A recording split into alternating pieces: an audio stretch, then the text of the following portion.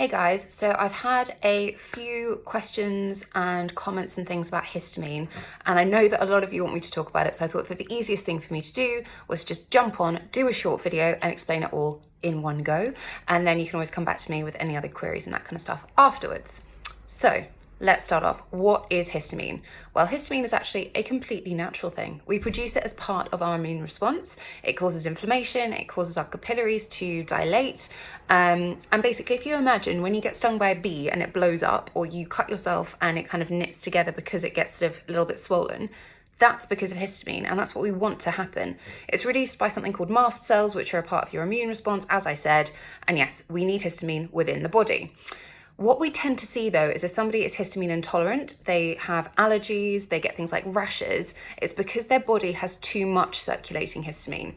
And the easiest way to describe this is if you are a bathtub and you have your circulating levels in the middle, what you want is you want an equal balance between what's coming in and what's coming out of the bottom. So if we think about the stuff that makes histamine come into the body, it can be stuff like stress, it can be stuff like inflammatory foods, lifestyle practices, medications, and lots of other different things. Stuff that sort of makes it go out, your body naturally breaks it down. So here it's a liver cycle. It involves a selection of enzymes. They all have cofactors. They can be limited by some of the things like environmental toxins, medications, alcohol abuse, substance abuse, that kind of stuff.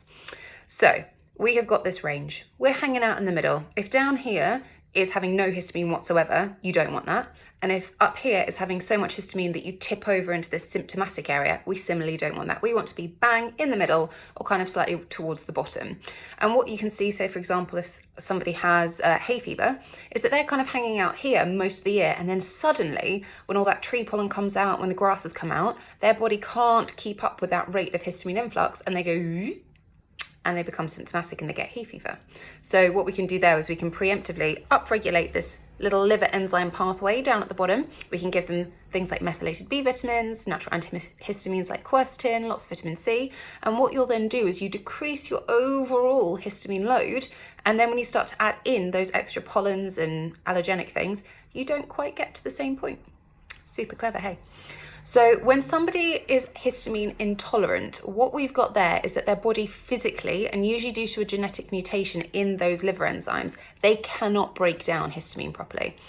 So what they would then be told to do is to go on a low histamine diet. And when I say that there are certain foods and things in our diet that can increase histamine load in our body, there are two different kind of groupings of them. There are foods that naturally produce histamine themselves or contain high levels of histamine. And then there are foods that promote the liberation of histamine from those mast cells that I talked about at the beginning. So as an example, things like alcohol, aged or fermented products like sauerkraut, kimchi, miso, kefir, kombucha, all those things that we talk about that are good for probiotics, for somebody with histamine issues, they're not going to be particularly helpful. We want to actually take them out and we'd look to give them probiotic support through a supplement instead.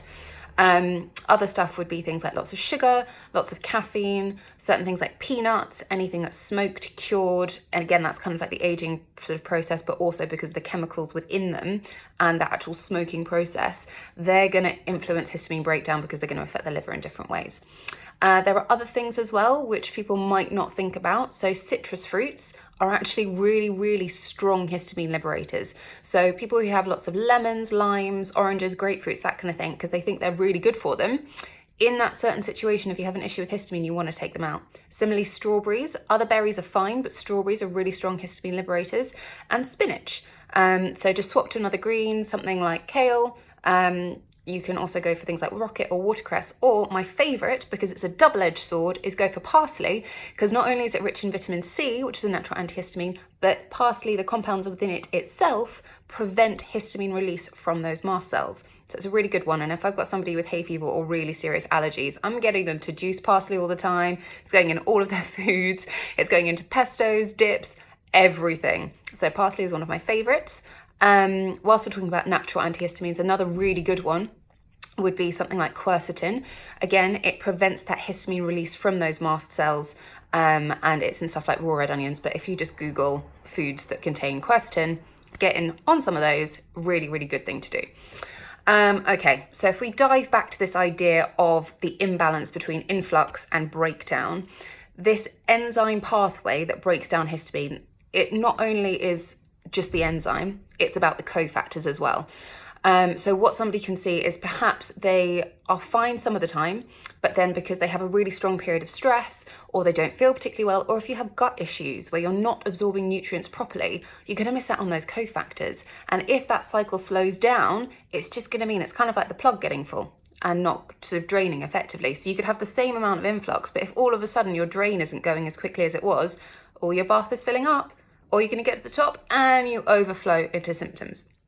So what we want to look at there, and it would depend, if somebody's physically histamine intolerant, you're going to have to be a little bit more proactive. You might actually supplement them with that enzyme, but you would look at actual genetic testing to determine which part is not working for them. If you just kind of have seasonal allergy issues, or you occasionally get things like a rash or hives or random allergic responses, I would say it's probably more likely to do with cofactors. So here we look at things like B vitamins, particularly your methylated B vitamins. Vitamin B6 is a really strong one there, vitamin B9 as well. You can look at supporting B vitamins through food, but I say about methylated specifically, because when you look at these enzyme pathways within the liver, you would take a B vitamin, and then you have to add something called a methyl group. And if somebody's already struggling, that methylation of those B vitamins might also be slow. So if you're actually giving them the food state, they wouldn't see the same result as if you sort of popped in a therapeutic supplement in the short term and then maintained their levels with food. But that would be sort of targeted supplementation. Similarly, you could give somebody a really good, strong vitamin C supplement. You want to be careful about the form of vitamin C, because if you give a really high dose of something like ascorbic acid, they're going to be running for the bathroom, which is not pleasant. Liposomal vitamin C is a really good one to use here. Again, you could give them something like quercetin. The other things would be stuff like zinc and magnesium, and that's why I relate it back to your digestive function, because if your digestion is a little bit odd, minerals are a little bit more difficult to uptake. They need sort of changes in electrical charge to be absorbed properly. And if somebody is struggling with gut inflammation or low stomach acid, issues with IBS, increased or decreased transit time, that can affect your general nutrient absorption. So there's a lot to think about here, but what I would say as an overall point is if you struggle with histamine, what you can look at in the short term is giving really good therapeutic targeted supplements to that liver enzyme pathway, so you speed up your drainage. You want to take out some of those sort of influx things. So looking at your caffeine, your alcohol, your stress levels, those histamine promoters and liberators that I talked about first. And I'll put a link below for like what we call histamine. I think it's Healing Histamine. It's a great resource, and it's got these lists of different foods that you might want to look at. But overall, watch out for things that are aged, fermented, inflammatory mediators, that kind of stuff.